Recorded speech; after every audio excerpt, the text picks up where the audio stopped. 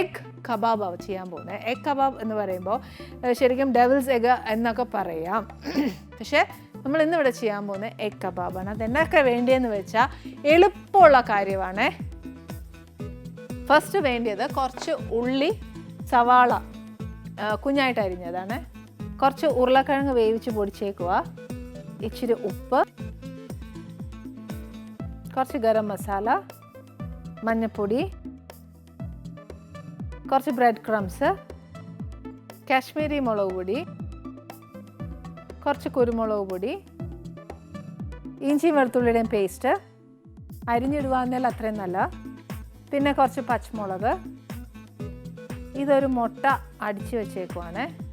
ഇതെന്നാന്നോ, മട്ടണില്ലേ, mutton നല്ലോണം ഉപ്പും മഞ്ഞൾപ്പൊടിയും കൂടെ ഇട്ട് വേവിച്ച് നല്ലതായിട്ട് ഇങ്ങനെ എന്നാ പറയുക മിൻസ് ചെയ്ത് വെക്കുക ചെയ്യുക. അല്ല മിൻസ്ഡ് മട്ടൺ മേടിക്കുക. അല്ലെന്നുണ്ടെങ്കിൽ ഇതിപ്പോൾ മിക്സിയിൽ ഇച്ചിരി അടിച്ചെടുത്തേക്കുന്നതാണ്. അതല്ല കീമായിട്ട് മേടിക്കുവാണെങ്കിൽ അങ്ങനെ ചെയ്താൽ ഉപ്പും മഞ്ഞൾപ്പൊടിയും കൂടെ ഇട്ട് വേവിച്ച് വെക്കുക. പിന്നെ വേണ്ടിയത് മുട്ട പുഴുങ്ങിയേച്ച് 4ആയിട്ട് കീറുക, അല്ലെന്നുണ്ടെങ്കിൽ 2ആയിട്ട് കീറുക, അല്ലെങ്കിൽ ഒരു മുട്ടയായിട്ട് എടുക്കുക. ഏതാ നമുക്ക് വേണ്ടിയെന്ന് വെച്ചാൽ അതെടുക്കാം. അപ്പോൾ ഇന്ന് നമ്മൾ ചെയ്യാൻ പോകുന്ന എഗ് കബാബാണ്. അതിന് വേണ്ടി ഫസ്റ്റ് ചെയ്യേണ്ടത് എന്നാണെന്നറിയാമോ, ഒരു പാൻ വെച്ച് കുറച്ച് എണ്ണ,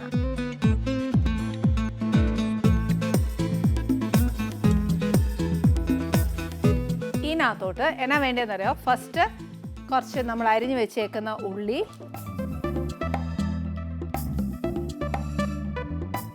അതിൻ്റെ കൂട്ടത്തിൽ തന്നെ എരിവ് അനുസരിച്ച് പച്ചമുളക്,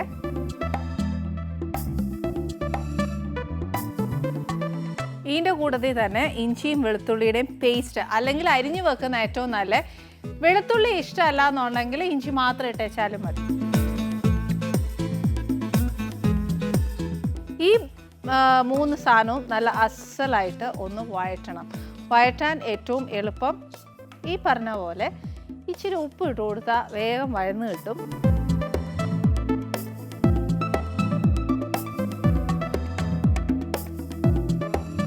ഒരു നുള്ളു ഉപ്പിട്ടേച്ചാൽ മതി. എന്നാന്നോ, നമ്മൾ മട്ടണയിൽ ഇച്ചിരി ഉപ്പിട്ടേച്ചാൽ വേവിച്ചേക്കുന്നത്. പിന്നെ നമ്മൾ മേടിക്കുന്ന ഇഞ്ചിയും വെളുത്തുള്ളിയും പേസ്റ്റ് ആണെന്നുവെങ്കിൽ അതിനകത്ത് ഒരു ഇച്ചിരി ഉപ്പ് കാണും. അന്നേരം എല്ലാം കൂടെ ചേർക്കുമ്പോഴത്തേന് ഉപ്പ് നോക്കിക്കൊള്ളുക. ചിലരാണെങ്കിലുണ്ടല്ലോ ഉരുളക്കിഴങ്ങ് വരെ ഇച്ചിരി ഉപ്പിടും, കാര്യം ആ ഉരുളക്കിഴങ്ങയിൽ ഉപ്പ് പിടിക്കാനായിട്ട്. അപ്പോൾ ഇതെല്ലാം നോക്കിയേച്ച് വേണം നമ്മൾ മൊത്തത്തിൽ ഉപ്പ് ചേർക്കാനായിട്ട്. ഒരുപാട് വഴറ്റണോ ചോദിച്ചാൽ ഒരു ഇച്ചിരി വഴറ്റണം. അതൊരു എന്നാ ഉള്ളിയുടെ ഒരു പച്ചച്ചുവ മാറിയേച്ച് ഒരു ബ്രൗൺ ആയി തുടങ്ങുകയല്ലേ, അത്രയും നേരം നമ്മൾ ഇച്ചിരി വഴറ്റണം. ഇത് അത്രയും വഴറ്റുന്നത് എന്നാന്ന് വെച്ചാൽ ഈ ഉള്ളിയുടെ വെള്ളമെല്ലാം വറ്റി പോകാനായിട്ടും പിന്നെ ആണെങ്കിലും ഒരു ഇച്ചിരി സമയം ഇരിക്കാനായിട്ടും ഒക്കെ ആയിട്ടാണ് നമ്മൾ അത്രയും മൂപ്പിച്ചെടുക്കുന്നത്. അതല്ല നമ്മളിപ്പോൾ പെട്ടെന്ന് ഒരു 2 or 3 ഉണ്ടാക്കുന്നുള്ളൂ, ഇനി ഫ്രിഡ്ജിലൊന്നും ഉണ്ടാക്കി വെക്കുന്നില്ല, അങ്ങനെയാണെന്നുവെങ്കിൽ ഈ പറഞ്ഞ പോലെ ഒന്ന് വയന്ന് വന്നേച്ചാൽ മതി. നല്ലോണം അതായത് വഴറ്റി അതിൻ്റെ വെള്ളത്തിൻ്റെ അംശം എല്ലാം വറ്റി 2-3 ഉണ്ടാക്കി വെച്ച് ഇപ്പോൾ നമുക്ക് നേരം കാണുകയല്ലോ, അന്നേരം പിന്നെ 2-3 ഉണ്ടാക്കി ഫ്രിഡ്ജിൽ വെക്കാമെന്നൊക്കെ വിചാരിച്ച് കഴിഞ്ഞാൽ വെള്ളമൊക്കെ നല്ല പറ്റിച്ചേച്ച് ഉള്ളി ഒരു ഇച്ചിരി വേവണം, വെന്തേച്ച് വേണം മാറ്റാൻ. ഈ മൂക്കുന്ന നേരം എന്നാന്നോ ഒരു ഇച്ചിരി കറിവേപ്പിലയും കൂടി ഇട്ടു. എന്നാന്ന് വെച്ചാൽ ആ ഒരു മണവും ഒക്കെ ഉള്ളത് നല്ലതാണ്. പിന്നെ മുഴുത്ത ഇലയാണെന്നുണ്ടെങ്കിൽ അരിഞ്ഞിടുന്നതാണ് കുറച്ചുകൂടെ നല്ല. കുഞ്ഞിലയാണെങ്കിൽ അങ്ങനെ ഇട്ടു. ഇതിപ്പോൾ രണ്ടും അല്ലാത്തയാണ്. അന്നേരം ഞാൻ ഇച്ചിരി പിച്ചി പറിച്ചിടുക. ഉള്ളി, ഇഞ്ചി, വെളുത്തുള്ളി, പച്ചമുളക്, കറിവേപ്പില മൂക്കുന്ന ഒരു നല്ല മണമാണ്. ഈ സാധനം ഉണ്ടാക്കുമ്പോഴത്തേനും ഉണ്ടല്ലോ നമ്മൾ വെളിച്ചെണ്ണയിൽ ഉണ്ടാക്കുന്ന ഏറ്റവും നല്ല സ്വാദ്. പിന്നെ ചിലർക്ക് വെളിച്ചെണ്ണ ഉപയോഗിക്കാൻ പാടില്ല എന്ന് പറയും, ചിലർക്ക് ഒക്കത്തില്ല എന്നൊക്കെ പറയുന്ന ആൾക്കാർക്ക് അവരവർ എന്താ വീട്ടിൽ ഉപയോഗിക്കുന്ന എണ്ണയെന്ന് വെച്ചാൽ അത് ഉപയോഗിച്ച് വെച്ചാൽ മതി. ഏതൊരു കറി ചെയ്യുമ്പോഴും നമ്മൾ ഇഞ്ചിയും വെളുത്തുള്ളിയും ഒക്കെ അരിഞ്ഞിടുന്നതാണ് ഏറ്റവും നല്ല. അല്ല ചതച്ചിടുന്നതിനെക്കാട്ടിലും പിന്നെ ഗ്രേവിക്ക് ഒരു തിക്നെസ് കിട്ടണം എന്ന് തോന്നുവാന്നേൽ മാത്രം അരച്ച് ചേർത്ത് വെച്ചാൽ മതി.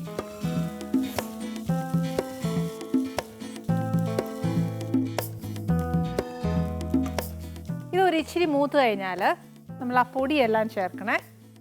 ഫസ്റ്റ് മഞ്ഞൾപ്പൊടി, കുറച്ച് മുളക് പൊടി, ഒരു 1.5 ടീസ്പൂൺ കാശ്മീരി മുളക് പൊടി ഇടാം. പിന്നെ ഒരു ഇച്ചിരി ഗരം മസാല, കുറച്ച് കുരുമുളക് പൊടി. കുരുമുളക് പൊടിയെക്കാട്ടിലും ഞാൻ പറയുന്നത് എന്നാന്ന് വെച്ചാൽ ചതച്ച മുളകാന്നേൽ കുറച്ചുകൂടെ ടേസ്റ്റ് ആയിരിക്കും. ആ പൊടിയുടെയൊക്കെ ഒരു പച്ചച്ചോവ മാറണേ.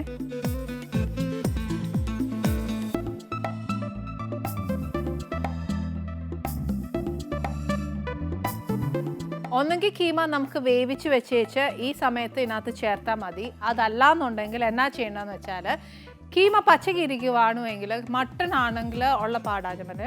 മട്ടൺ ഇച്ചിരി വേവ് ബേസിക്കലി ഉള്ളത് കൊണ്ട് നമ്മൾ വേവിച്ച് വെക്കുന്നതാണ് നല്ലത്. ചിക്കൻ ആണെങ്കിൽ എന്നാ ചെയ്യണമെന്ന് ഈ പൊടിയെല്ലാം ചേർത്തേച്ച് നമ്മൾ ചിക്കൻ കീമ ഇതിനകത്തോട്ട് ഇടണം. ഇതിനകത്തോട്ട് ഇട്ടേച്ച് കംപ്ലീറ്റ് വെള്ളം പറ്റി ഫുൾ ഡ്രൈ ആകുമ്പോഴത്തേക്ക് ഓഫ് ചെയ്യുക. ഇതിപ്പോൾ ഞാൻ വേവിച്ച് വെച്ച മട്ടനാന്നു.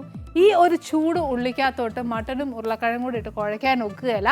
ഫസ്റ്റ് ബാക്കി കാര്യങ്ങളൊക്കെ പറയുന്നതിന് മുന്നേ എന്നാ ചെയ്യേണ്ടതെന്ന് വെച്ചാൽ ഞാൻ ഇച്ചിരി എണ്ണ ഒഴിച്ചൊന്ന് ചൂടാവാൻ വയ്ക്കട്ടെ. അല്ലെ പിന്നെ അതിനായിട്ട് അങ്ങ് നേരം പോവേ. ഇതിപ്പോൾ ഒത്തിരി എണ്ണ ഒഴിക്കുന്ന എന്നാത്തിനാന്ന് വെച്ചാൽ വറുത്തെടുക്കാനാണ്, അല്ലാതെ നമ്മൾ വഴറ്റാനൊന്നുമല്ല. അതവിടെ ചൂടാവുന്ന സമയം ഫസ്റ്റ് എന്നാ ചെയ്യേണ്ടത്, നമ്മൾ നേരത്തെ വഴറ്റിയെടുത്ത സകല സാധനം മട്ടൻ്റെ കൂടെ ഉരുളക്കിഴങ്ങ് പുഴുങ്ങി വെച്ചതും കൂടെ നല്ലോണം കുഴച്ച് ചേർത്തിട്ടുണ്ട്. ഇനി നെക്സ്റ്റ് എന്നാ ചെയ്യേണ്ടതെന്ന് വെച്ചാൽ ഒരു ബോള് ഒരു നാരങ്ങ വലുപ്പത്തിനോ അല്ലെങ്കിൽ നാരങ്ങയെക്കാട്ടിലും ഒരു ഇച്ചിരി ഒരു നല്ല മുഴുത്ത നാരങ്ങയില്ലേ എന്ന് പറഞ്ഞ കൂട്ട ഒരു ബോൾ എടുക്കണം. എന്നിട്ട് ഇത് നമ്മുടെ കൈവെള്ളയെ വെച്ചേച്ച് പരത്തണം. പരത്തി വെച്ച് മുട്ടയുടെ ഒരു കഷ്ണമോ അല്ലെങ്കിൽ ഒരു മുട്ടയോ അല്ലെങ്കിൽ മുട്ടയുടെ രണ്ടായിട്ട് ഭാഗിച്ചേച്ചോ ഏതെങ്കിലും. ഇതിപ്പം ഒരു മുട്ടയുടെ 1/4 ഭാഗം മാത്രമേ ഞാൻ എടുത്തിട്ടുള്ളൂ. നമ്മുടെ കീമ എടുക്കുന്ന വലുപ്പം എന്ന് പറയുന്നത് നമ്മുടെ മുട്ട മൊത്തം ഈ കീമയ്ക്കകത്ത് കാണാത്ത രീതിയിൽ പൊതിഞ്ഞിരിക്കണം. പിന്നെ നമ്മുടെ ഈ കൂട്ട് കുഴയ്ക്കുമ്പോഴത്തേക്ക് നല്ല അസലായിട്ട് കുഴയ്ക്കണം, അല്ലെന്നുണ്ടെങ്കിലല്ലേ വിട്ടുപോകും.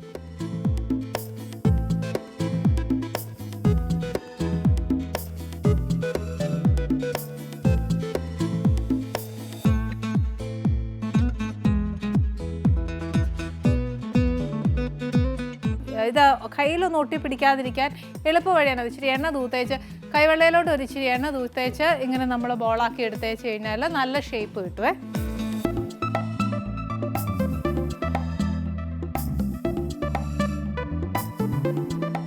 ഡബിൾ കോട്ടിങ് കൊടുക്കണം എന്നുണ്ടെങ്കിൽ അങ്ങനെ ചെയ്യാം. ഡബിൾ കോട്ടിങ് എന്ന് പറയുന്നത് നമ്മൾ ഒന്നുകൂടെ മുട്ടയിൽ മുക്കിയേച്ച് ബ്രെഡ് ക്രംസിൽ മുക്കിയാൽ മതി. ഇല്ലെന്നുണ്ടെങ്കിൽ ഫസ്റ്റ് കുറച്ച് കോൺഫ്ലവറിൽ ഇത് ഡസ്റ്റ് ചെയ്തെടുത്തേച്ച് മുട്ടയിൽ മുക്കി ബ്രെഡ് ക്രംസിൽ മുക്കിയാലും മതി. ഇപ്പോൾ കുറച്ച് ക്രിസ്പിനെസ് കിട്ടുവേ.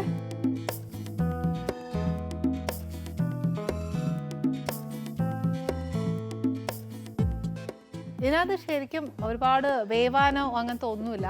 ഈ മുട്ടയുടെ ഈ നമ്മൾ ഔട്ടർ കോട്ടിങ് മാത്രം ഒരിച്ചിരി മുരിയാനേ ഉള്ളൂ.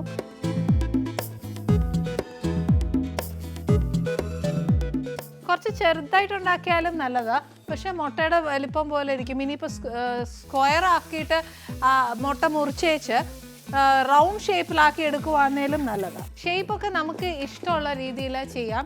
കുറച്ച് ആർട്ടിസ്റ്റിക്കും കൂടെ ആന്നു എങ്കിലുണ്ടല്ലോ കുറച്ചുകൂടെ നമുക്ക് ഇതിൻ്റെ കൂടെ അതിൻ്റെ ഷേപ്സ് ഡിഫറൻസ് ആക്കി എടുക്കാൻ പറ്റും. പിന്നെ ഇത് അലങ്കരിക്കുന്നത് സെർവ് ചെയ്യുന്നത് ഏത് സോസ്, ടാറ്റ സോസ് ആവാം, അല്ലെങ്കിൽ മേണേസ് ആവാം, അല്ലെന്നുണ്ടെങ്കിൽ ടൊമാറ്റോ സോസ് ആവാം. ഇതൊന്നും ഇല്ലെങ്കിൽ ഇച്ചിരി ഉള്ളി അരിഞ്ഞു വെച്ചേച്ചാന്നേലും കൊടുക്കാം. ഇത് നല്ല ടേസ്റ്റ് ആട്ടോ. ഇത് കുറച്ചുകൂടി ടേസ്റ്റി ആവുന്ന എങ്ങനെയാണെന്ന് വെച്ചാൽ നമ്മൾ ഈ ഉള്ളിയെല്ലാം കൂടെ വഴറ്റിയില്ലേ, അതെല്ലാം വഴറ്റി കഴിഞ്ഞ ഉടനെ കീമ ഇല്ലേ, ചിക്കൻ കീമ ആണെങ്കിൽ അങ്ങനെ ആ കീമ നല്ലോണം വെള്ളം എല്ലാം കൂടെ ഡ്രെയിൻ ഔട്ട് ആയി കഴിയുമ്പോൾ വേവിക്കുന്നതിന് മുമ്പാണ് കഴുകി നമ്മൾ ഡ്രെയിൻ ചെയ്യാൻ വയ്ക്കുകയല്ലേ, അന്നേരം വെള്ളം മുഴുവൻ പോയതിന് ശേഷം ഒട്ടും വെള്ളമില്ലാതെ തന്നെ ബാക്കി നമ്മൾ വഴറ്റിയതും ഈ കീമായും ഉരുളക്കിഴങ്ങും എല്ലാം കൂടെ ഇട്ടേച്ച് ഇതേപോലെ ഷേപ്പാക്കി എടുക്കുമ്പോൾ അത് പക്ഷേ കുറച്ച് സമയം എടുക്കും. കാര്യം ചിക്കൻ വെന്തിട്ടില്ല. അപ്പം കുറച്ച് വേവുന്ന സമയം കൂടെ നമ്മൾ കൊടുക്കണം. അപ്പോൾ ഇത്ര എണ്ണ ഒഴിച്ചാൽ പോരാ, നിറച്ച് എണ്ണ ഒഴിച്ചാലേ ചിക്കനും കൂടെ വേവത്തുള്ളൂ. പക്ഷേ കുറച്ച് അടച്ചിട്ട് ഒക്കെ എടുക്കുമ്പോൾ കുറച്ചുകൂടെ നല്ല ടേസ്റ്റ് ആയിരിക്കും, ജ്യൂസി ആയിരിക്കും. അതായത് ആ ചിക്കൻ്റെ സ്റ്റോക്ക് കംപ്ലീറ്റ് അതിൻ്റെ ഉള്ളിലുണ്ടാവും. നമ്മളത് കഴിക്കുമ്പോൾ തന്നെ നല്ല ജ്യൂസി ആയിട്ട് ഫീൽ ചെയ്യും. ആ സ്റ്റോക്ക് ഉള്ളപ്പോൾ ഉണ്ടല്ലോ ഒരു സ്പെഷ്യൽ ടേസ്റ്റ് ആയിരുന്നു.